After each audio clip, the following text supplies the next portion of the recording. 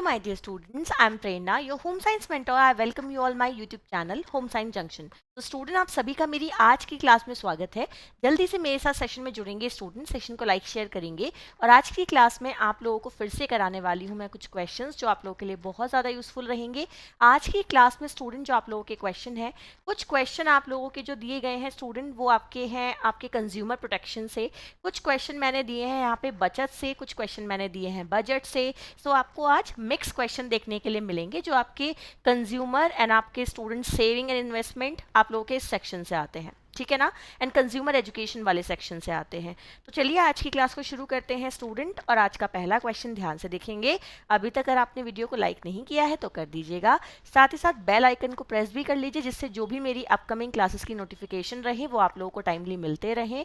और आपको पता भी है ना कि कल आप लोगों के साथ मेरी एक अच्छे से एक संडे टॉक होने वाली है, तो जो भी आपके कुछ क्वेश्चंस हैं वो आप मेरे से पूछ सकते हैं स्टूडेंट। तो हम वहाँ भी मिलने वाले हैं एंड कल एक मैराथन भी होने वाली है, तो कल का दिन तो भाई आपके लिए है, कल संडे मेरा आपके लिए होने वाला है, ठीक है। तो चलो आज का पहला क्वेश्चन देखेंगे। सबको एक्टिव पार्टिसिपेशन दिखाना है, सबको आंसर देने हैं, ठीक है। चलिए क्वेश्चन ध्यान से देखते हैं स्टूडेंट। क्वेश्चन क्या दिया गया है? क्वेश्चन है आप लोगों का शुद्ध लाभ में सम्मिलित नहीं है। आपको बताना है स्टूडेंट कि इनमें से जो आपका क्या होता है, not include in net profit, यानी कि शुद्ध लाभ में सम्मिलित नहीं है, वो इनमें से क्या है। तो देखो स्टूडेंट यहाँ पे लिखा है अवार्ड ऑफ कोऑर्डिनेशन, ठीक है ना। ये आपका क्या है, शुद्ध लाभ में होता है। जब आप किसी के साथ क्या करते हैं, कोऑर्डिनेट करते हैं किसी काम में और आपको कोई पुरस्कार मिलता है, तो वो आपका क्या है, एक तरीके से शुद्ध लाभ होता है। जोखिम वहन का पुरस्कार स्टूडेंट, एक अच्छे उद्यमी के अंदर क्या गुण होना चाहिए कि वो एक उसके अंदर रिस्क लेने वाली क्षमता होनी चाहिए, वो जोखिम उठाने वाला होना चाहिए। तो ये भी स्टूडेंट आपका इसी कैटेगरी में आता है ना। नव प्रवर्तन का पुरस्कार, अगर आप कुछ इनोवेटिव कर रहे हैं स्टूडेंट, सो इनोवेटिव करना भी आपका किस में आता है, उसके लिए अगर आपको रिवॉर्ड मिलता है तो वो भी स्टूडेंट आपका एक तरीके से मान लीजिए आपका शुद्ध लाभ में आता है। बट ऐसा क्या है जो शुद्ध लाभ में नहीं आता, जो कि आपका क्वेश्चन डिमांड कर रहा है कि नहीं वाला उत्तर आपको चुनना है, ठीक है ना, जो कि आपका नॉट इंक्लूडेड, यानी कि शुद्ध लाभ में जो आपका सम्मिलित नहीं होता है। क्या होगा यहाँ पे प्रश्न का उत्तर? आपके क्वेश्चन का सही आंसर जाएगा स्टूडेंट एकाधिकार लाभ। इसका मतलब क्या होता है स्टूडेंट कि मोनोपोली एडवांटेज। मान लीजिए कि कहीं पे बहुत सारे शॉपकीपर हैं, वो सब लोग स्टूडेंट एक ही सामान को सेल करते हैं, तो वहाँ पे ना एक ओपन कंपटीशन रहता है कि सभी लोग एक ही चीज़ बेच रहे हैं, सबके मूल्य लगभग समान है, तो वहाँ पे जो ज़्यादा प्रॉफिट लेता है, समझ लीजिएगा स्टूडेंट कि वो उसको एक क्या मिल रहा है, वहाँ पे उसके लिए वो एक एडवांटेज है, वो उसके लिए क्या है, पुरस्कार के वो काबिल है कि शायद उसके मार्केटिंग स्किल्स इतने अच्छे हैं, शायद कंज्यूमर उस पर ट्रस्ट करता है कि वो उससे सामान को ज़्यादा परचेस कर रहा है।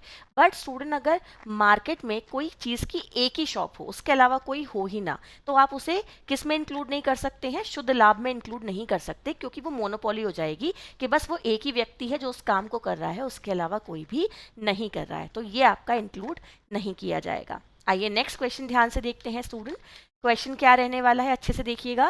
क्वेश्चन है स्टूडेंट, निम्न में से क्या वास्तविक विनियोग नहीं है। तो विनियोग का मतलब क्या होता है स्टूडेंट कि जब आप किसी ऐसी चीज में पैसा लगा रहे हो, पैसा इन्वेस्ट कर रहे हो, जो स्टूडेंट आपको क्या देती है, लाभ देती है, और वो एक तरीके की उत्पादक वस्तु होती है, ठीक है ना। तो यहाँ पे आपको क्या ऑप्शन दिख रहा है स्टूडेंट, देखिए निर्माण कार्य जो होता है, यहाँ पे आप क्या करते हैं स्टूडेंट, उत्पादन करते हैं, आपको लाभ होता है।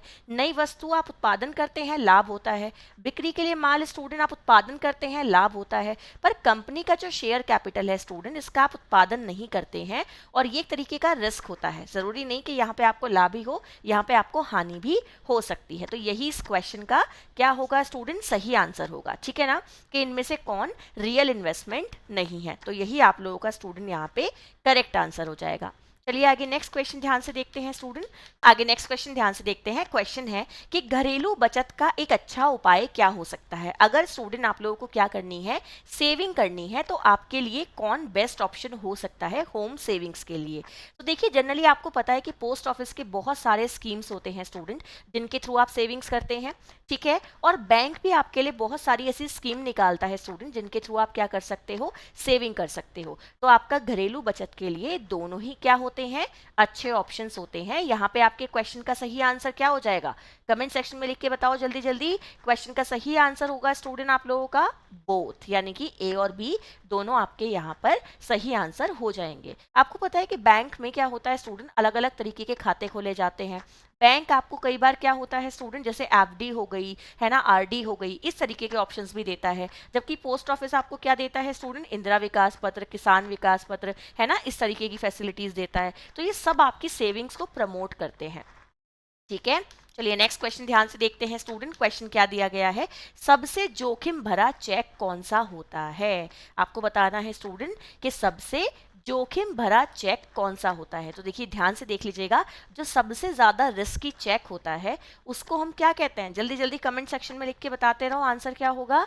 उसको हम कहते हैं स्टूडेंट बैरियर चेक, ठीक है ना, जिसको वाहक चेक के नाम से भी जाना जाता है। और ये कैसा चेक होता है स्टूडेंट, ये एक ऐसा चेक होता है कि जो व्यक्ति इस चेक को साइन करके देता है, उसके बाद स्टूडेंट जिसके भी पास ये चेक होगा वो जाके क्या कर सकता है स्टूडेंट, मान लीजिए मैंने किसी के नाम पर ये चेक कट करके दे दिया, ठीक है ना। सो स्टूडेंट वो व्यक्ति ना भी हो, उसके अलावा भी अगर कोई व्यक्ति और है और उसके पास वो चेक है, तो स्टूडेंट वो जाके पैसा किसी दूसरे के बिहाफ पर भी ले सकता है, ठीक है ना। सो ये क्या कहलाता है, आपका वाहक चेक कहलाता है या बैरियर चेक कहलाता है। ठीक है, इसको रिस्की चेक भी कहते हैं। चलिए आगे नेक्स्ट क्वेश्चन ध्यान से देखते हैं स्टूडेंट। क्वेश्चन क्या दिया गया है, क्वेश्चन देखिए, राष्ट्रीय उपभोक्ता शिकायत निवारण आयोग कहाँ पे स्थित है। क्वेश्चन अच्छे से देखो कि राष्ट्रीय उपभोक्ता शिकायत निवारण आयोग कहाँ पे स्थित है, national consumer grievance redressal commission कहाँ पे सिचुएटेड है। ठीक है ना, तो देखो जैसे कि इसके नाम से पता चल रहा है कि national consumer grievance redressal commission, ये एक ऐसी क्या है स्टूडेंट, संस्था कह लीजिए आप, ठीक है, एक ऐसा आयोग कह लीजिए जो कि क्या काम करता है, जो कंज्यूमर की कंप्लेंट्स होती हैं उन्हें सुनने का और उस पर कार्रवाई करने का काम करता है। और इसका जो स्टूडेंट ये कहाँ पे सिचुएटेड है, ये सिचुएटेड है न्यू दिल्ली में, ठीक है ना। कब इसको स्टैब्लिश किया गया था स्टूडेंट, 1998 में किया गया था। और स्टूडेंट इसे जो सिचुएटेड किया गया था वो आपका जब कंज्यूमर प्रोटेक्शन एक्ट आया था उसके बाद किया गया था, उपभोक्ता संरक्षण अधिनियम आने के बाद इसको क्या किया गया था, एक तरीके से सिचुएटेड किया गया था। ठीक है, चलिए नेक्स्ट क्वेश्चन ध्यान से देखते हैं। क्वेश्चन क्या दिया गया है स्टूडेंट, अच्छे से देखो, कौन सी एजेंसी आईएसआई चिन्ह प्रदान करती है। क्वेश्चन ध्यान से देख लीजिए स्टूडेंट कि आपका जो आईएसआई का मार्क होता है ना, आईएसआई ये वाला जो आपका मार्क होता है स्टूडेंट, ये मार्क आपका कौन सी एजेंसी है जो प्रोवाइड करती है आईएसआई का मार्क। ठीक है, सो ये जो आईएसआई का मार्क है स्टूडेंट, ये प्रोवाइड करती है आपकी इंडियन स्टैंडर्ड इंस्टीट्यूशन। ठीक है, कौन प्रोवाइड करता है स्टूडेंट, इंडियन स्टैंडर्ड इंस्टीट्यूशन करता है। और ये एक तरीके का वेरीफाई मार्क कह लीजिए आप या स्टैंडर्डाइजेशन मार्क कह लीजिए।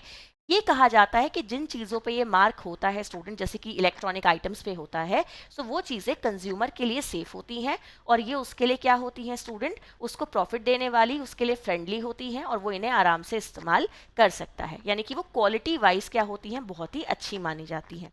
ठीक है, कब स्टूडेंट ये इंडियन स्टैंडर्ड इंस्टीट्यूशन को बनाया गया, 1955 में बनाया गया।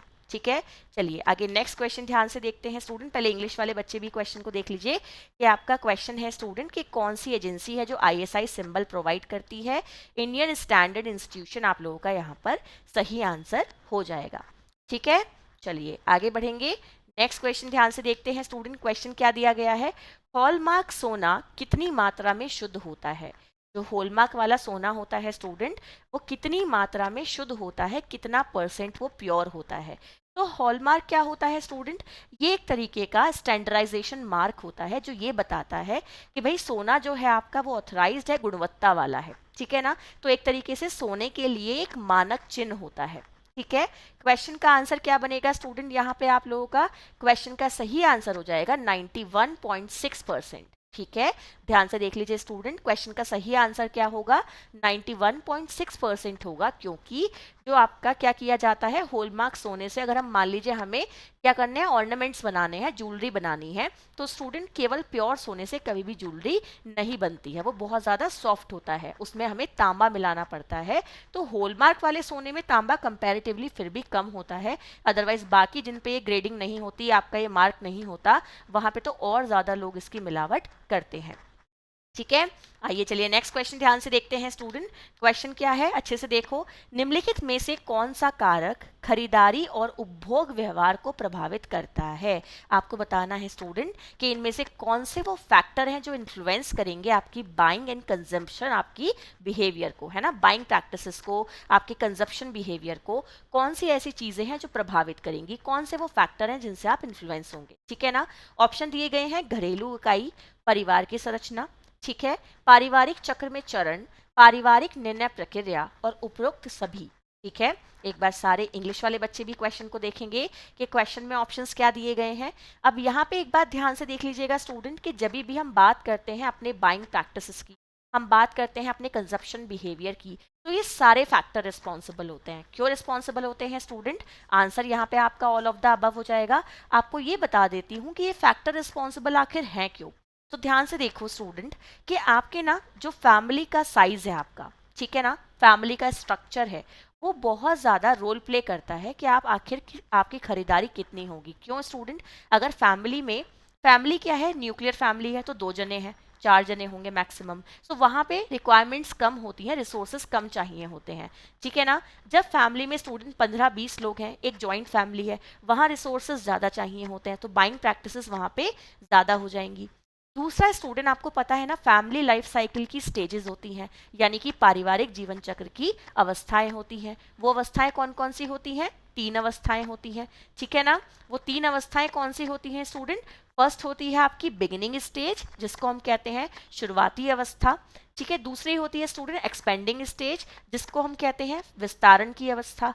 तीसरी होती है स्टूडेंट आप लोगों की कॉन्ट्रैक्टिंग स्टेज, जिसको हम क्या कहते हैं, संकुचन की अवस्था। तो ये 3 अवस्थाएं होती हैं स्टूडेंट। आपको ये पता होना चाहिए कि जो शुरुआती अवस्था है उसमें सिर्फ हस्बैंड वाइफ होते हैं या उनका बच्चे का जन्म होता है, तो उस टाइम पे स्टूडेंट उनके जो संसाधन होते हैं उनकी मात्रा उन्हें ज़्यादा नहीं चाहिए होती है, कम रिसोर्सेज चाहिए होते हैं। जैसे ही बच्चा हो जाता है तो दूसरी स्टेज आपकी लग जाती है। उस स्टेज पे हमें धन और हर रिसोर्सेज बहुत ज़्यादा चाहिए होते हैं, क्योंकि धीरे धीरे बच्चे बड़े होते हैं, दूसरे बच्चे का जन्म होता है, वो स्कूल जाता है, शादी होती है, ये सारी चीज़ें होने लगती हैं, ठीक है ना। लास्ट वाली स्टेज जब आती है स्टूडेंट, फिर से ना परिवार छोटा होता चला जाता है, बच्चे अपने अपने जगह लग जाते हैं काम करने के लिए, है ना। सो वहाँ पे भी स्टूडेंट आपके संसाधनों की आवश्यकता कम हो जाती है। सो हमारी पारिवारिक जीवन चक्र की जो अवस्थाएं हैं ना, वो बहुत ज़्यादा प्रभावित करती हैं हमारी बाइंग प्रैक्टिसेस को, ठीक है ना। ये ध्यान रखिएगा, जो बाइंग प्रैक्टिसेस हैं उसे वो बहुत ज़्यादा प्रभावित करती हैं। पारिवारिक निर्णय प्रक्रिया, आखिर फैमिली में जो लोग हैं उनको कितने अच्छे से डिसीजन लेना आता है, उनके अंदर मैनेजरियल स्किल्स कितनी अच्छी हैं, वो एक अच्छे प्रबंधक वाले गुण रखते हैं या नहीं रखते हैं, ये भी बहुत सारी चीज़ें हैं जो डिसाइड करती हैं कि आपकी बाइंग प्रैक्टिसेस कैसी होंगी। तो सारे आपके आंसर यहाँ पे सही हो जाएंगे, ठीक है। चलिए आगे नेक्स्ट क्वेश्चन ध्यान से देखते हैं स्टूडेंट। क्वेश्चन क्या दिया गया है? उपभोक्ता हित की दृष्टि से सरकार के उत्तरदायित्व क्या है? आपको बताना है स्टूडेंट कि अगर हम बात करते हैं गवर्नमेंट की रिस्पॉन्सिबिलिटी की टूवर्ड्स कंज्यूमर इंटरेस्ट या कंज्यूमर प्रोटेक्शन, इनमें आपकी क्या क्या चीज़ें आ सकती हैं, इनमें से क्या ऑप्शंस हो सकते हैं, ठीक है।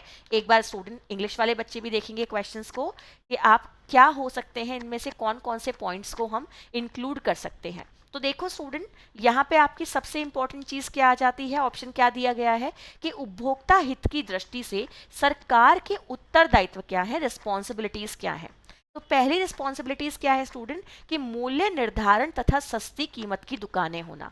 ये बात सच है स्टूडेंट कि अगर सरकार चाहती है कि वो उपभोक्ता का भला करे तो उसे ना कुछ ऐसी शॉप्स बनानी चाहिए जहाँ पे बहुत ही एक कहते हैं ना कम दर पे सामान मिलना चाहिए आपको। ऐसे बहुत सारी शॉप्स ना अब बना भी दी गई हैं, जैसे कि आपको पता होगा कि प्रधानमंत्री औषधि केंद्र बनाए जा रहे हैं, प्रधानमंत्री आपके युवा केंद्र बनाए जा रहे हैं, प्रधानमंत्री की स्टूडेंट जो आपकी क्या होती हैं, ये जो अनाज की दुकानें हैं वो बनाई जा रही हैं, है ना। तो सस्ती कीमत वाली दुकानें तो बनानी जानी चाहिए। इसके अलावा क्या है स्टूडेंट, आवश्यक वस्तुओं के निर्यात पर प्रतिबंध लगाना चाहिए। ये ध्यान रखिएगा स्टूडेंट कि जो हमारे लिए क्या है ज़रूरी चीज़ें हैं उनको बहुत ज़्यादा एक्सपोर्ट नहीं करना चाहिए, अदरवाइज़ उनकी जो हमारे देश में ज़रूरतें हैं वो आपकी क्या है, ज़्यादा हो रही हैं। तो आप अगर आवश्यक वस्तुओं को कहीं बाहर सेल कर देंगे, बेच देंगे, तो यहाँ उनकी कमी हो जाएगी। तो जो चीज़ें स्टूडेंट ऐसी हैं जो ज़रूरत की हैं उन्हें यहीं रखा जाए, ठीक है।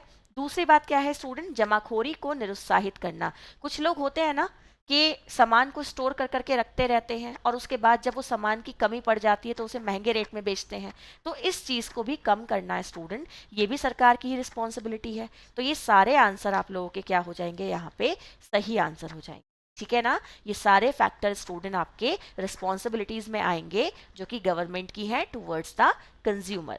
ठीक है, चलिए नेक्स्ट क्वेश्चन ध्यान से देखते हैं स्टूडेंट। क्वेश्चन क्या दिया गया है, वनस्पति पैकेट बंद खाद्य पदार्थों पर कौन सा चिन्ह होता है। आपको बताना है स्टूडेंट कि जो आपके वेजिटेरियन क्या होते हैं, फूड प्रोडक्ट होते हैं, उनके पैकेजिंग पे कौन सा मार्क होता है। ऑप्शन दिए गए हैं ISI, FPO and red dot and green dot. तो यहाँ पे ध्यान रखिएगा, ये ISI वाला तो आपको ज़्यादातर इलेक्ट्रॉनिक आइटम पे दिखता है। जो फूड प्रोडक्ट ऑर्डर होता है स्टूडेंट, ये आपको दिखता है जितने भी फ्रूट्स एंड वेजिटेबल्स से रिलेटेड प्रोसेस फूड मार्केट में मिलते हैं, जैसे कि जैम, जेली, मुरब्बा, इन सब पे मिलता है student, sauces. And red dot किस पे होता है, जो आपके नॉन वेजिटेरियन वाले होते हैं।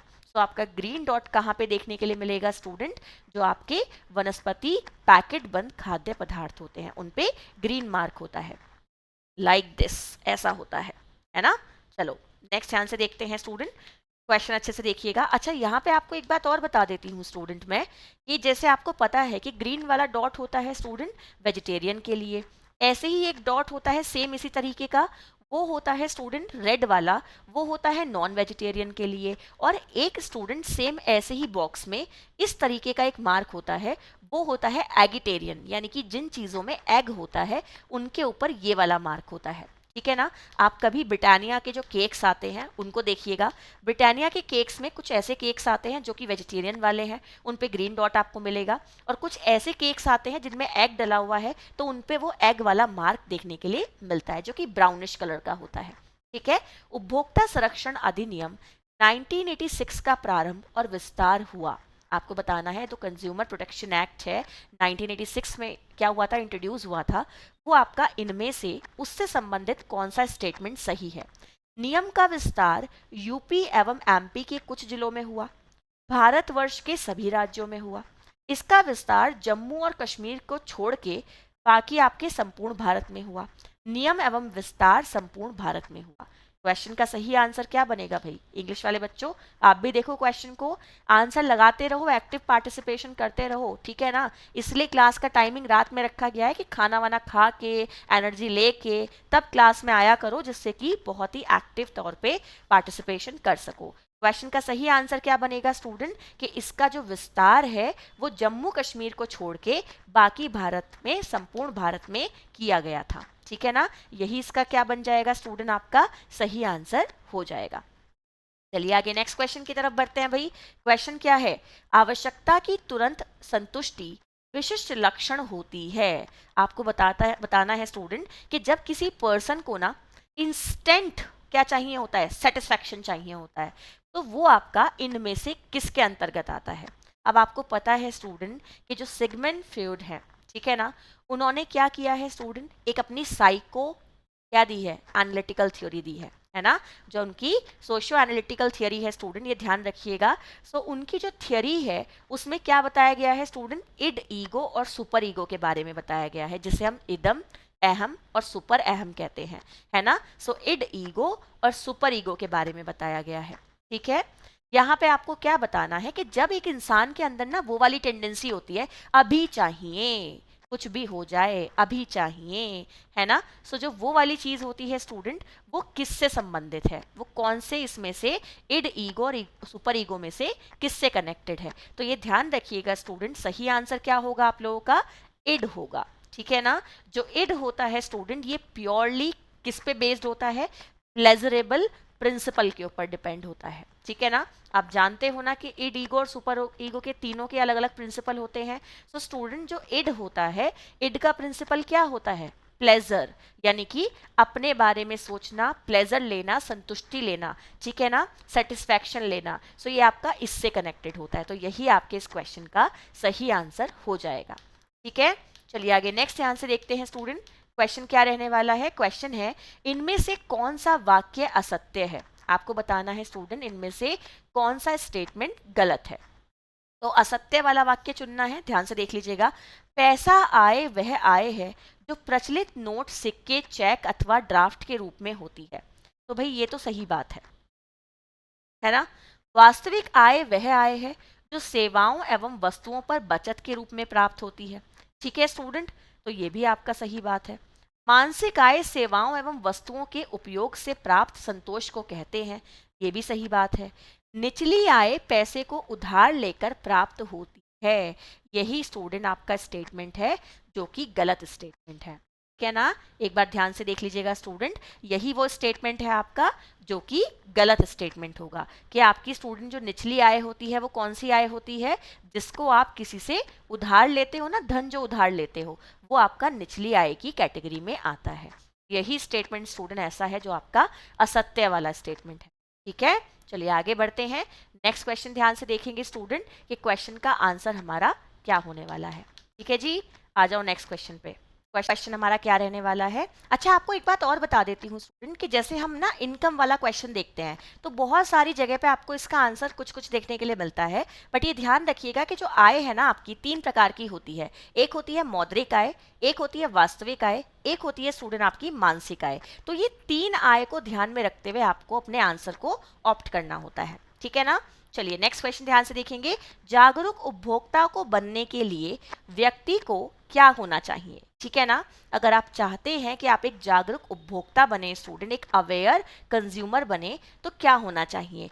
बिल लेना आवश्यक नहीं है, विज्ञापनों से प्रभावित होना चाहिए, उपभोक्ता अधिकारों के प्रति जागरूक होना चाहिए, और उपयुक्त में से कोई नहीं। तो बताइए जल्दी से क्वेश्चन का आंसर क्या होगा। अगर हम बात कर रहे हैं एक अवेयर कंज्यूमर होने की, तो इनमें से कौन सी क्वालिटी होनी चाहिए, बताओ जल्दी कमेंट सेक्शन में लिख के। क्या होगा भाई क्वेश्चन का सही आंसर। कि अगर व्यक्ति एक अवेयर कंज्यूमर बनना चाहता है तो स्टूडेंट उसे उपभोक्ता अधिकारों के बारे में पूरी जानकारी होनी चाहिए, यानी कि वो कंज्यूमर राइट्स को लेकर स्टूडेंट अच्छे से अवेयर होना चाहिए। चलिए आगे नेक्स्ट क्वेश्चन ध्यान से देखते हैं। क्वेश्चन दिया गया है स्टूडेंट, वह व्यक्ति जो उत्पाद का क्रेता और उपयोगकर्ता होता है। आपका क्वेश्चन क्या है स्टूडेंट कि वह व्यक्ति कौन है जो उत्पाद का क्रेता यानी कि उसे खरीदने वाला है, किसी प्रोडक्ट को खरीदने वाला है, क्रेता है, और उसका उपयोग करता है, और उसको स्टूडेंट क्या करता है, उसका उपभोग भी करता है ना, उसे यूज भी करता है। वो व्यक्ति क्या कहलाता है। तो क्या होगा स्टूडेंट क्वेश्चन का आंसर कि वो व्यक्ति जो कि वस्तु को खरीदता है, उत्पाद को खरीदता है, फिर उसे यूज करता है स्टूडेंट, और उससे क्या लेता है, सेटिस्फैक्शन लेता है, उस व्यक्ति को हम कहते हैं उपभोक्ता, यानी कि वो व्यक्ति होता है स्टूडेंट कंज्यूमर। ठीक है, चलिए आगे नेक्स्ट क्वेश्चन ध्यान से देखते हैं स्टूडेंट। क्वेश्चन आपके सामने है, देखो अच्छे से देखो। जिला स्तर पर जिन उपभोक्ता शिकायतों को निपटाया जा सके उसकी राशि कम से कम होनी चाहिए। आपको बताना है स्टूडेंट कि जब आप बात करते हो डिस्ट्रिक्ट लेवल की, सो डिस्ट्रिक्ट लेवल पे आपके सामने जो क्या आती है, कंज्यूमर कंप्लेंट्स आती हैं, जिनको क्या किया जा सकता है, डिस्ट्रिक्ट लेवल पे ही रिजॉल्व किया जा सकता है। उसकी राशि कम से कम कितनी होनी चाहिए। ठीक है ना। सो क्वेश्चन का आंसर क्या बनेगा यहाँ पे स्टूडेंट, 20 lakhs होनी चाहिए। ठीक है ना। कितनी होनी चाहिए, 20 लाख की धनराशि होनी चाहिए। ठीक है ना, इस तक होनी चाहिए। चलिए नेक्स्ट क्वेश्चन ध्यान से देखते हैं स्टूडेंट। क्वेश्चन क्या रहने वाला है भाई, अच्छे से देखो। क्वेश्चन है, उपभोक्ता सुरक्षा अधिनियम उपभोक्ता विवाद समंजन फोरम को संचालित करने वाला अधिनियम कौन सा है। आपको बताना है स्टूडेंट कि जो आपका क्वेश्चन है, क्वेश्चन को अच्छे से देखो स्टूडेंट। क्वेश्चन क्या है, उपभोक्ता सुरक्षा अधिनियम उपभोक्ता विवाद समंजन फोरम को संचालित करने वाला अधिनियम कौन सा है। यानी कि अगर इस क्वेश्चन को मैं दूसरे क्वेश्चन से जोड़ूं, सो आपका जो कंज्यूमर ग्रीवांस रिडर्सल स्टूडेंट क्या है, आपका एक तरीके से संस्था है, और आपका जो कंज्यूमर प्रोटेक्शन एक्ट है ना, इन दोनों को जोड़ने वाला कौन है, इन दोनों को संचालित करने वाला कौन है। तो क्वेश्चन का सही आंसर क्या जाएगा स्टूडेंट, कंज्यूमर प्रोटेक्शन एक्ट है, यानी कि उपभोक्ता संरक्षण अधिनियम है। और ये जो एक अधिनियम है ना स्टूडेंट, इसी के अंतर्गत आपकी ये दोनों चीजें आती हैं। ये इसको और इसको क्या करता है स्टूडेंट, आपस में जोड़ देता है। ठीक है ना। चलिए नेक्स्ट इंग्लिश में भी देख लीजिए क्वेश्चन को। क्या होता है स्टूडेंट यहाँ पे सही आंसर आपका कंज्यूमर प्रोटेक्शन एक्ट स्टूडेंट यहाँ पे आपका सही आंसर हो जाएगा। और ये ध्यान रखिए स्टूडेंट कि एक्ट आपका कब आया है, 1986 में आया है। ठीक है जी। चलिए नेक्स्ट ध्यान से देखते हैं स्टूडेंट। क्वेश्चन क्या रहने वाला है आप लोगों का, अच्छे से देख लो। क्वेश्चन है, JIT क्या है, आपको बताना है स्टूडेंट कि JIT क्या है। तो देखो यहाँ पे सबसे पहले ना मैं आपको JIT की फुल फॉर्म बता देती हूँ। जो JIT है स्टूडेंट, उसकी फुल फॉर्म होती है जस्ट इन टाइम। ठीक है ना, क्या फुल फॉर्म होती है स्टूडेंट? Just in time. और ये किससे संबंधित है स्टूडेंट? ये जस्ट इन टाइम संबंधित है आपके एक मैनेजमेंट के मेथड से। तो बेसिकली स्टूडेंट ये एक मैनेजमेंट की टेक्निक होती है, जिसका मतलब ये है स्टूडेंट कि कंपनी को जिस समय पे जिस प्रोडक्ट की ज़रूरत है, जिस एक तरीके से मान लीजिए जिस ऑपरेशन की ज़रूरत है, वो उसी टाइम पे परफेक्ट टाइम पे परफॉर्म होना चाहिए, जिससे कि मैक्सिमम आउटपुट मिल सके। है ना, क्या होता है स्टूडेंट? जिससे मैक्सिमम आउटपुट मिल सके। सो काम स्टूडेंट बिल्कुल टाइम पे होना चाहिए। मैनेजमेंट में जब जिस चीज़ के लिए समय है वो उसी समय पर होनी चाहिए। ये आपकी मैनेजमेंट की एक टेक्निक है, जिसको हम जस्ट इन टाइम भी कहते हैं। ठीक है ना, सो क्वेश्चन का आंसर बन जाएगा ऑप्शन नंबर बी। चलिए नेक्स्ट क्वेश्चन ध्यान से देखते हैं स्टूडेंट, और क्वेश्चन देखते हैं क्या रहने वाला है। क्वेश्चन देखो, क्रय करने की पद्धति जिसमें खरीदे जाने वाले उपकरण की विशेषताएं लिखी जाती हैं और विक्रेताओं से दैनिक अथवा व्यावसायिक पत्रिकाओं से विज्ञापन के द्वारा क्वोटेशन आमंत्रित किए जाते हैं, वो पद्धति क्या कहलाती है? क्वेश्चन को समझो अच्छे से। क्रय करने की पद्धति है, इसका मतलब क्या है स्टूडेंट? पद्धति है खरीदने की। ठीक है ना, जिस चीज को आप खरीद रहे हो उस चीज की क्या की जाती है स्टूडेंट? विशेषताएं लिखी जाती है, उस उपकरण की विशेषताएं लिखी जाती हैं। और विक्रेताओं से दैनिक अथवा व्यावसायिक पत्रिकाओं से विज्ञापन के द्वारा कोटेशन आमंत्रित किए जाते हैं। और जो आपके क्या होते हैं स्टूडेंट? विक्रेता होते हैं, उनसे हम क्या करते हैं? कोटेशन आमंत्रित करते हैं, उनको बुलाते हैं और उनसे पूछते हैं कि वो इसके बारे में क्या सोचते हैं, वो उसे परचेस करना चाहते हैं नहीं चाहते हैं। ये पद्धति क्या कहलाती है? औपचारिक प्रतिस्पर्धात्मक बोली से खरीदना, समझौता वार्ता से खरीदना, नीलामी से खरीदना, खुले बाजार से खरीदना। सो स्टूडेंट क्या होगा क्वेश्चन का आंसर? बताओ भाई जल्दी से। अब इंग्लिश वाले बच्चे भी क्वेश्चन को देख लो एक बार, पहले क्वेश्चन समझ लीजिए स्टूडेंट अच्छे से। ठीक है, देन आप लोगों को मैं ऑप्शंस दिखा दूंगी स्टूडेंट्स कि यहाँ पे आपके क्वेश्चन का सही आंसर क्या होने वाला है। बताओ भाई जल्दी से, ये बोली क्या कहलाती है स्टूडेंट? इस बोली को हम किस नाम से जानते हैं? बताओ जल्दी से, क्या होगा क्वेश्चन का सही आंसर? बताइए स्टूडेंट, इस क्वेश्चन का सही आंसर क्या जाएगा?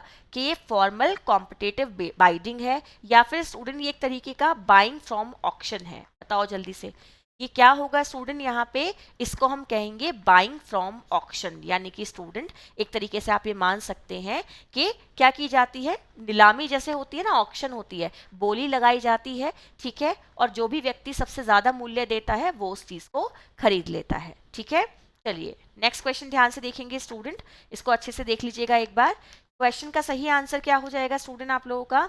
आपका ऑप्शन नंबर सी वहां पे सही आंसर हो जाएगा।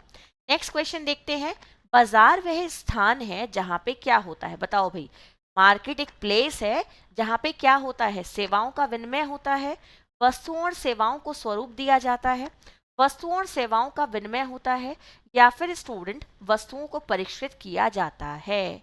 ठीक है, सो बताइए क्वेश्चन का आंसर यहाँ पे क्या होगा स्टूडेंट? मार्केट कैसा प्लेस है? देखिए मार्केट वो प्लेस है जहाँ पे जो आपकी गुड्स होती हैं, सर्विसेज होती हैं, उनकी एक्सचेंज होती है, यानी कि वस्तुओं और सेवाओं का जो क्या किया जाता है स्टूडेंट? आदान प्रदान किया जाता है, एक्सचेंज किया जाता है, वो प्लेस आपका मार्केट कहलाता है। ठीक है, चलिए आगे नेक्स्ट क्वेश्चन ध्यान से देखते हैं स्टूडेंट। क्वेश्चन क्या दिया गया है? The following is a group of consumer rights. आपको बताना है स्टूडेंट कि ये जो सारे के सारे यहाँ पे क्या दिए गए हैं? राइट्स दिए गए हैं स्टूडेंट। आपको बताना है कि इनमें से कौन सा कंज्यूमर का राइट का आपका पेयर है, आपका ग्रुप है। ठीक है ना, एक बार अच्छे से देख लीजिए स्टूडेंट कि क्वेश्चन का आंसर यहाँ पे क्या बनेगा। देखो, the following is a group of consumer rights, उपभोक्ता अधिकारों का समूह कौन सा है? Right to safety, right to choose, right to be heard, right to be informed, right to be choose, right to be by, right to educate, right to heard, right to produce, and none of the above. So बताइए student क्या होगा question का सही answer? बताओ भाई जल्दी से, तीन ऑप्शन आपके सामने ये हैं, फोर्थ ऑप्शन है नन ऑफ द अबव। क्या होगा क्वेश्चन का आंसर? भाई क्वेश्चन का आंसर बन जाएगा ऑप्शन नंबर ए। ये तो मैंने आपको अपने चैनल पे पढ़ा भी रखे हैं कि उपभोक्ता के 6 अधिकार कौन से हैं, तो ये तो आपको और डिटेल में सबको पढ़ लेना चाहिए बहुत अच्छे से। ठीक है, जरूरी टॉपिक है कंज्यूमर एजुकेशन वाला। ठीक है ना, चलो नेक्स्ट क्वेश्चन ध्यान से देखो स्टूडेंट। क्वेश्चन क्या रहना चाहिए आपका, अच्छे से समझो इसको। पारिवारिक बजट को प्रभावित करता है परिवार के सदस्यों का।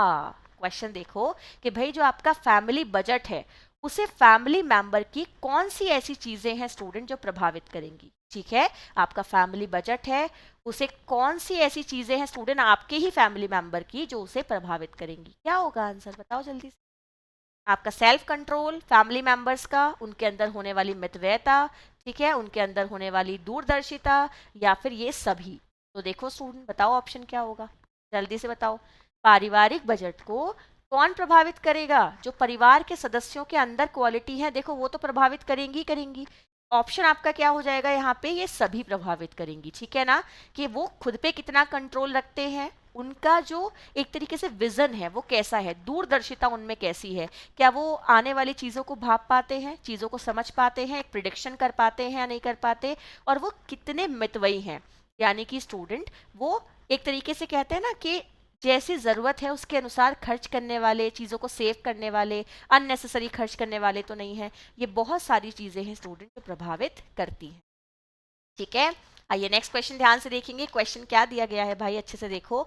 निर्धन वर्ग की अपेक्षा धनी वर्ग का भोजन पर प्रतिशत व्यय होता है। आपको बताना है स्टूडेंट कि आपका जो निर्धन वर्ग है उसकी अपेक्षा जो धनी वर्ग के लोग होते हैं वो भोजन पर प्रतिशतता व्यय जो करते हैं वो कैसे करते हैं, यानी कि खर्चा जो करते हैं वो कैसे करते हैं, कम करते हैं, ज़्यादा करते हैं, एक समान करते हैं, या फिर उन्हें कोई फर्क नहीं पड़ता, जैसा चल रहा है वैसा चलता रहता है। ठीक है ना, सो यहाँ पे स्टूडेंट ये कम रहेगा, आपका क्रम नहीं रहेगा। ठीक है ना, तो आप इसको क्या कर सकते हैं स्टूडेंट, यहाँ पे लेस कर सकते हैं। ठीक है ना, सो बताइए स्टूडेंट क्वेश्चन का सही आंसर क्या रहेगा, अधिक, समान, कम और प्रभावित नहीं, यानी कि उन्हें कोई फर्क पड़ता ही नहीं है। तो देखो आपने सुना होगा ना एंजल का नियम। उन्होंने क्या किया है स्टूडेंट के लोगों को ना 3 कैटेगरी में बांटा है, और उसके बाद उनका क्या किया है स्टूडेंट, जो उनका आय और व्यय है उसका वर्णन किया है। तो उन्होंने लोगों को स्टूडेंट उनके इनकम ग्रुप के आधार पे बांटा है, लो, मीडियम, है ना, इस तरीके से। आपका लो वाले जो आपके इनकम ग्रुप वाले होते हैं, मीडियम इनकम वाले जो होते हैं स्टूडेंट, है ना, और हाई इनकम वाले जो होते हैं। और उन्होंने ये बताया है कि जैसे जैसे इंसान के पास धन में वृद्धि होती जाती है स्टूडेंट, वैसे वैसे ना उसकी जो मूल आवश्यकताएं होती हैं जैसे कि रोटी, कपड़ा, मकान, है ना, इन पर भी खर्चा उसका बढ़ना शुरू हो जाता है। तो यहाँ पे क्वेश्चन का आंसर क्या बनेगा स्टूडेंट, मोर। ये ध्यान रखिएगा, यहाँ पे क्वेश्चन का सही आंसर हो जाएगा स्टूडेंट, अधिक। ठीक है जी, चलो नेक्स्ट क्वेश्चन ध्यान से देखते हैं। क्वेश्चन क्या दिया गया है स्टूडेंट, मजदूरी, वेतन, मकान किराया, जमीन किराया या फिर पेंशन व रॉयल्टी, ये किस चीज के अंतर्गत आते हैं। ठीक है जी, एक बार क्वेश्चन ध्यान से देख लो। क्वेश्चन क्या है कि आपका जो क्या होती है स्टूडेंट, मजदूरी होती है, यानी कि किसी की सैलरी, किसी का वेज, किसी का हाउस रेंट, है ना, लैंड रेंट, या फिर स्टूडेंट पेंशन, रॉयल्टी, ये आपकी किस तरीके की इनकम के अंतर्गत आती हैं। ये सारी चीज़ें जो हैं स्टूडेंट, ये सब हैं क्या, वैसे ये भी तो बता दो। ये सब क्या है स्टूडेंट, ये है आप लोगों के सोर्स ऑफ इनकम। क्या है स्टूडेंट, ये सोर्स ऑफ इनकम है। ठीक है ना, सो ये जो सोर्स ऑफ इनकम है स्टूडेंट, ये किस तरीके की आय की कैटेगरी में आते हैं, ये आते हैं स्टूडेंट आपके डायरेक्ट मनी इनकम की कैटेगरी में। अच्छा, यहाँ पे रॉयल्टी क्या होती है स्टूडेंट, रॉयल्टी आपकी वो होती है, आपने सुना होगा ना कि जब एक ऑथर कोई बुक लिखता है, उसकी बुक जो क्या होती है पब्लिश हो जाती है, जब वो सेल होती है, सो जब उसकी सेल का कुछ परसेंट उसको दिया जाता है, वो उसकी क्या होती है, रॉयल्टी होती है, जो उसे बुक लिखने के बाद मिलती है, जब वो क्या होती रहती है, बिकती रहती है, बिक्री के बाद, है ना। सो क्वेश्चन का आंसर हो जाएगा डायरेक्ट मनी इनकम। चलिए आगे नेक्स्ट क्वेश्चन ध्यान से देखते हैं। क्वेश्चन क्या दिया गया है स्टूडेंट, क्वेश्चन अच्छे से देखो भाई। क्वेश्चन है, किसके नियंत्रण में राष्ट्रीय बचत पत्र होता है। आपको बताना है स्टूडेंट, जो आपका नेशनल सेविंग सर्टिफिकेट है वो किसके अंतर्गत आता है। तो देखो यहाँ पे आपको एक बात और बता देती हूँ, ये जो नेशनल सेविंग सर्टिफिकेट है इसका ना टाइम पीरियड होता है, आप इसे एक फिक्स टाइम के लिए कर सकते हो। ठीक है, वो टाइम पीरियड कितना होता है स्टूडेंट, कि या तो आप इसे 5 साल के लिए कर लो या आप इसे 10 साल के लिए कर लो। ठीक है ना, इसको या तो 5 साल के लिए कर सकते हैं स्टूडेंट, या फिर इसको 10 साल के लिए कर सकते हैं। ठीक है, और इसको स्टूडेंट एक नाम से और जाना जाता है, वो कौन सा है, फिक्स इनकम डिपॉजिट स्कीम, ठीक है ना, इस नाम से भी हम इसको जानते हैं। क्वेश्चन का सही आंसर क्या हो जाएगा स्टूडेंट? डाक खाना। ठीक है जी, ध्यान से देख लीजिए स्टूडेंट, यहाँ पे क्वेश्चन का सही आंसर क्या हो जाएगा स्टूडेंट? पोस्ट ऑफिस यहाँ पे आपका सही आंसर हो जाएगा, यानी कि डाक खाना स्टूडेंट आपका यहाँ पे सही आंसर हो जाएगा। ठीक है जी, चलिए आगे बढ़ेंगे। क्वेश्चन ध्यान से देखेंगे, क्वेश्चन क्या दिया गया है, इसको अच्छे से समझो। जो जो चीज़ें मैं आपको बता रही हूँ इनको लिखते भी रहिएगा पॉइंट्स को। वैसे तो आपको खैर ये पीडीएफ टेलीग्राम पे मिल जाती है, पर फिर भी स्टूडेंट नोट डाउन करते रहिएगा। ठीक है, बजट का मुख्य परंतु अंतिम मद कौन सा होता है? आपको बताना है student. The men but last item of the budget is, आपको बताना है कि जो आपका बजट होता है उसका सबसे लास्ट पर एक अंतिम, एक बहुत ही इंपॉर्टेंट स्टेप कौन सा है? ऑप्शन ध्यान से देखो। प्रतिदिन संतुलित एवं बढ़िया भोजन लेना, धन को आकस्मिक प्रयोग के लिए रखना, स्वयं का घर, विलासिता वस्तुओं पर व्यय करना। ठीक है जी, एक बार इंग्लिश वाले बच्चे ध्यान से देखेंगे कि आपका बजट का लास्ट स्टेप कौन सा होता है स्टूडेंट। जब हम बजट बनाते हैं ना तो उसके क्या होते हैं, कुछ क्रम होते हैं, उसमें से आपको लास्ट स्टेप बताना है कौन सा है, और जो कि बहुत इंपॉर्टेंट है। क्वेश्चन का सही आंसर क्या जाएगा स्टूडेंट? कि आप धन को आकस्मिक प्रयोग के लिए बचाकर रखें, यानी कि जब आप बजट बनाते हो स्टूडेंट तो आपको उसे इस तरीके से बनाना चाहिए कि आपने कुछ मनी अलग से सेव कर रखी हो, जो आपकी इमरजेंसी सिचुएशन के लिए आपने अलग से निकाल रखी हो, जिससे आपका ओवरऑल जो बजट है ना वो प्रभावित ना हो। ठीक है, चलिए नेक्स्ट क्वेश्चन ध्यान से देखते हैं स्टूडेंट। क्वेश्चन क्या रहने वाला है भाई? क्वेश्चन है बचत का सही विनियोग क्या होता है? ठीक है ना, ऑप्शन ध्यान से देखो कि बचत का सही विनियोग क्या होता है। आपको बताना है कि आपको अगर सेविंग करनी है स्टूडेंट तो आपके लिए सबसे बेहतर क्या हो सकता है? ब्याज पर धन देना, कोई वस्तु खरीद कर रखना, बचत पत्र खरीदना, या बचत खाते में जमा करना। तो बचत का सही विनियोग क्या होगा स्टूडेंट? हमारे लिए सबसे बढ़िया सेविंग की चीज क्या है कि आप क्या खरीद लीजिएगा? सेविंग सर्टिफिकेट खरीद लीजिएगा, यानी कि बचत पत्र खरीद लीजिएगा स्टूडेंट, जो कि आपको किसके द्वारा मिलते हैं? पोस्ट ऑफिस के द्वारा मिलते हैं। ठीक है ना, क्या खरीद सकते हो स्टूडेंट? बचत पत्र खरीद सकते हो, ये बचत के लिए सबसे बेहतरीन माना जाता है। ठीक है, चलिए नेक्स्ट ध्यान से देखते हैं स्टूडेंट। क्वेश्चन क्या आता है आपके सामने? बचत का प्रमुख प्रयोजन क्या है? आपको बताना है स्टूडेंट कि जो बचत होती है, the main purpose of saving is, आपको बताना है कि इंसान सेविंग क्यों करता है, सेविंग का मेन पर्पस क्या है? भविष्य के आवश्यक और आकस्मिक व्यय के लिए, मनोरंजन के लिए, विलासात्मक आवश्यकताओं की पूर्ति के लिए, और सुख प्राप्ति के लिए। ठीक है ना, ध्यान से देखिए स्टूडेंट। सो बताइए क्वेश्चन का आंसर क्या होगा? जो स्टूडेंट ये आपकी लग्जूरियस नीड होती है ना, इसमें आती है जैसे कि मान लीजिए किसी को कार चाहिए, किसी को ज्वेलरी चाहिए, है ना, जो आपकी स्टूडेंट बहुत ज़्यादा एक तरीके से कहें तो आपकी ज़रूरत वाली नहीं है, बट आपको वो अपने सेटिस्फेक्शन के लिए चाहिए, है ना, आपको अपने आराम के लिए, मनोरंजन के लिए, सेटिस्फेक्शन के लिए चाहिए, तो वो स्टैंडर्ड मेंटेन करने के लिए चाहिए, सो वो आपकी विलासिता वाली होती है। ठीक है, यहाँ पे क्वेश्चन का सही आंसर क्या बनेगा स्टूडेंट? कि भविष्य के आवश्यक और आकस्मिक व्यय के लिए बचत का क्या होता है? एक मेन प्रयोजन होता है कि आप अपने भविष्य को सोच के और कुछ इमरजेंसी सिचुएशंस को सोच के स्टूडेंट अपने लिए पैसा जरूर सेव कर लीजिएगा। ये बचत की कैटेगरी में आता है, और यही स्टूडेंट बचत का मेन पर्पस होता है कि आप अपने भविष्य के लिए धन को क्या करें स्टूडेंट? एक तरीके से संचित करें, और अगर आपके सामने कोई इमरजेंसी आ जाए उस समय पे आपके पास धन जरूर होना चाहिए। ठीक है, चलो भाई सब लोग आंसर भी लगाते रहे ना, ये भी ध्यान रखना, ऐसा ना हो कि आंसर ना लगाओ। डाकघर क्या है कि डाकघर में आवर्ती जमा खाता कितने वर्ष के लिए खोला जा सकता है? ये आप लोगों का क्वेश्चन है स्टूडेंट कि जो डाकघर में आप क्या करते हो, रिकरिंग डिपॉजिट अकाउंट होता है स्टूडेंट, जिसे आरडी अकाउंट भी कहते हैं, है ना, उसको आप कितने वर्ष के लिए खोल सकते हैं स्टूडेंट? सो आपका यहाँ पे सही आंसर क्या होगा? बताओ जल्दी से कमेंट सेक्शन में लिखकर कि जो आवृत्ति जमा खाता है स्टूडेंट उसे कितने वर्ष के लिए खोला जा सकता है? 5 वर्ष के लिए। ठीक है ना, जो आपका क्या होता है स्टूडेंट, आरडी अकाउंट होता है, उसको आप 5 वर्ष के लिए खोल सकते हैं। ठीक है ना, आप लोगों ने सुना भी होगा स्टूडेंट कि बैंक में ना एक होता है आपका रिकरिंग डिपॉजिट, एक होता है स्टूडेंट आप लोगों का फिक्स डिपॉजिट। तो एक होती है एफडी, एक होती है आरडी। आरडी में स्टूडेंट आपको हर महीने एक निश्चित धनराशि देनी पड़ती है, जब तक कि आपने क्या खोली होती है, एक वो आरडी खोली होती है, उतने समय के लिए आपको एक फिक्स पैसा देना होता है बैंक को। ठीक है। एंड स्टूडेंट जो आपकी क्या होती है, बैंक या मान लीजिए पोस्ट ऑफिस को, और जो आपका स्टूडेंट होता है एफडी, एफडी में स्टूडेंट आप एक डिसाइडेड टाइम पीरियड के लिए अपने पैसे को फिक्स करते हैं, ठीक है ना, और उसके बाद स्टूडेंट वो आपको ब्याज के साथ में मिल जाता है। उससे पहले अगर आप उसको निकालते हैं स्टूडेंट, तब आपको उस पर कोई ब्याज नहीं मिलता, आपका जितना पैसा आपने दिया होता है आपको सिर्फ उतना ही मिलेगा। ठीक है, चलिए आगे नेक्स्ट क्वेश्चन ध्यान से देखते हैं स्टूडेंट। और ये क्या रहने वाला है भाई आप लोगों का, ये है आपका आज का होमवर्क का क्वेश्चन।